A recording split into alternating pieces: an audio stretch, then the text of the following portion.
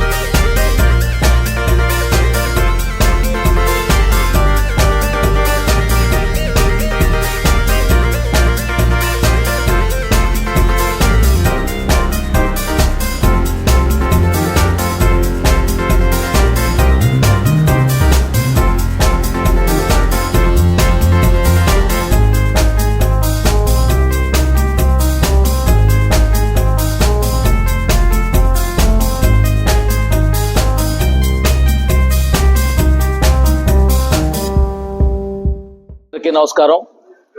ఈరోజు ఇక్కడ జరిగినటువంటి ఈ కార్యక్రమంలో మనం ఇప్పటి వరకు చూసినట్లయితే రాష్ట్రం నలుమూలల నుంచి ఇక్కడికి వచ్చినటువంటి వాళ్ళందరినీ కూడా మనం వాళ్ళ చెస్ని ఎంపిక చేసుకొని ఆ రంగంలో రాణించి ఈరోజు దాదాపు ఇంటర్నేషనల్ స్థాయికి వాళ్ళలో ఎదిగారంటే నిజంగా ఇదంతా కూడా ఆంధ్ర రాష్ట్రంలో ఇంత పెద్ద ఎత్తున వీళ్ళు చేపడుతున్నటువంటి కార్యక్రమానికి నిజంగా మేము అంతా ఆశ్చర్యపోతున్నాం.